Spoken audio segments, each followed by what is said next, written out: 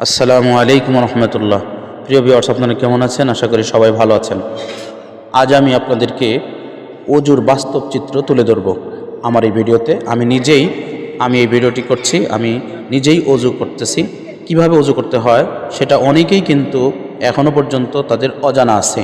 অনেক ভাই বা বোন এখনও কিন্তু পূর্ণাঙ্গ অজু সম্পর্কে অবগত নয়। তো তাই আমি আজকে চিন্তা করলাম যে আজকে আমি এই ভিডিওটি দেব, যাতে করে সবাই এখান থেকে অন্ততপক্ষে কিছু হলেও যেন উপকৃত হতে পারে। তাই আসুন এবার আমরা অজু শুরু করতে পারি। আমি অজু শুরু করে দেব। তো প্রথমে আমরা কেবলামুখ হয়ে বসার চেষ্টা করব। যদি সেটা সম্ভব না হয় তাহলে যেদিকে সম্ভব সেদিকেই ঘুরে আমরা বসবো। আর অজুর পূর্বে আমরা মেসওয়াক করব। মেসওয়াক করে নামাজ পড়লে 70 পাওয়া যায়। তাই যদি অন্ততপক্ষে পকেটে মেসওয়াক নাই থাকে, অন্তত হলেও আমরা হাতের আঙ্গুল দিয়ে মেসওয়াক করে নেব। দেখলেন আমি কিন্তু তাই করলাম।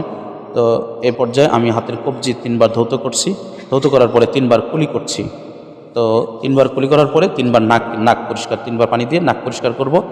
এই পর্যায়ে আমি কি করতেছি দেখেন, আমি মুখ ধৌত করতেছি। তো মুখের পরিমাণটা কেমন, চেহারার ধৌত করার পরিমাণটা কতটুকু, মাথার অর্থাৎ চুল গজানোর শেষ অংশ অর্থাৎ ললাটের চুল গজানোর শেষ অংশ থেকে নিয়ে থুতনির নিচ পর্যন্ত, এক কানের লতি থেকে অপর কানের লতি পর্যন্ত এই পুরাটা সীমানায় হলো মুখ, চেহারা। সুতরাং পুরোটাই ধৌত করতে হবে খুব ভালোভাবে। এরপরে ডান হাতের কনুই সহ পর্যন্ত আমি ধৌত করছি। এরপরে দেখলেন বাম হাত ধৌত করছি। তো প্রত্যেকটা অঙ্গই 3বার করে ধৌত করব। খুব সতর্কতার সাথে অজু করব, যাতে করে কোনো অঙ্গের কোনো অংশই যেন বাদ না পড়ে, শুকনো যেন না থাকে। এটা আমরা শুনে রাখবো যে হ্যাঁ, অজুর মধ্যে 4টা অঙ্গ ধৌত করা কিন্তু ফরজ। তার মধ্যে থেকে একটি হচ্ছে মুখ, চেহারা, এরপরে হচ্ছে 2 হাতের কনুই সহ, এরপরে হচ্ছে মাথা মাসে করা, এরপরে হচ্ছে 2 পায়ের টাকনু সহ ধৌত করা, এটা ফরজ। আর আদার্স অন্যান্য কিছু সুন্নত আছে, মুস্তাহাব আমল আছে। তো 2 হাতের আঙ্গুল খিলাল করে নিব আমরা, এটা সুন্নত। 2 পায়ের আঙ্গুল খিলাল করে নিব, এটাও সুন্নত। তো এইভাবে আরও যেভাবে আমাকে অজু করতে দেখলেন সেভাবেই আমরা অজু করার জন্য চেষ্টা করব।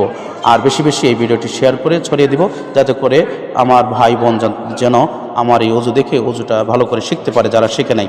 আর যদি এখানে কোনো ত্রুটি থেকে থাকে তাহলে সেটাও আমাকে জানাবেন।